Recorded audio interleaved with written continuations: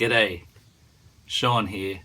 Never did I think I'd live to see the day when grown men would complain about a princess cartoon. But here we are. There's these Muppets. And with that, let's get back to Snow White and how Rachel Zegler was able to mix the movie up with divisive international politics. Then there's this Scottish bloke imitating Mr. Plinkett in Delivery. With a toilet-cracking explosion of... liquid filth! Editing. Disney knew that they were going to have to release a trailer for Snow White sooner or later, and well, it went about as well as you might expect. I knew Harry Plinkett, Senator, and you are no Harry Plinkett. But he tries. Go away now.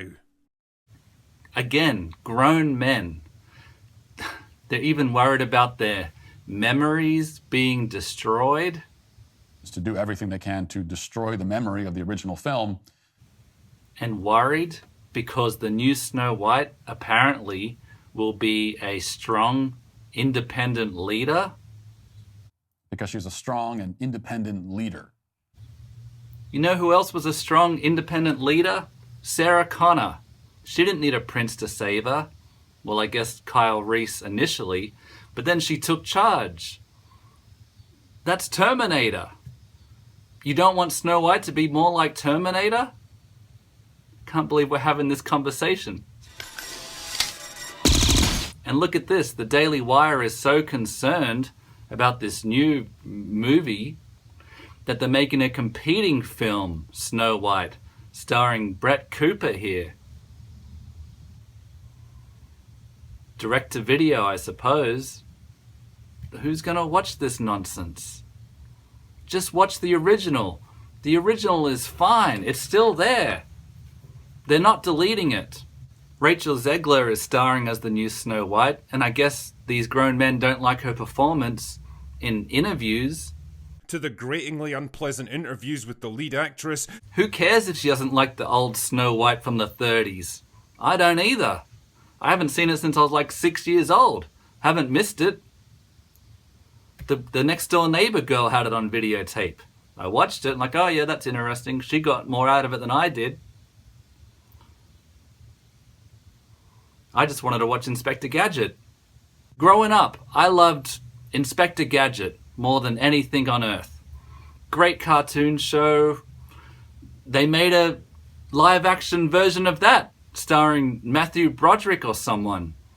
I never saw it. I never cared. I didn't watch interviews of Matthew Broderick not understanding the concept of Inspector Gadget. But these people, these grown men, are watching interviews on the red carpet with Rachel Zegler, the star of the new Snow White. These interviews are normally about, what's your dress called? Who did your makeup? And these grown men are watching these interviews? Why? And then she says things like, it's weird to get stalked. Yeah, I think it would be. But then Rachel Zegler has a YouTube channel when she also says this. The internet is not my biggest fan. It never has been, but it especially isn't these days. I've made some stupid choices, but I don't think anything to warrant the amount of negativity that I see on the daily. I agree. She didn't write this script. She's just a young actress in a film. And yet, simultaneously, people are telling me to die. Why is everyone hating? The opposite of love is not hate, it's indifference. Don't go see this. I'm not going to go see it. I'm thinking that this might be a trap. The live action Inspector Gadget didn't destroy my memory of the old Inspector Gadget. It's still in one piece, unlike Inspector Gadget himself.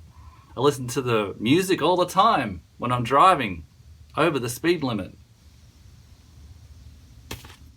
So let's all calm down a little bit. It's only a movie. Let's worry about things that really matter in life. Like, why isn't Gina Davis and Alec Baldwin in the new Beetlejuice? I guess they don't want Beetlejuice to get shot. Was Snow White even a grim fairy tale? Oh, she was. No, that one's terrible.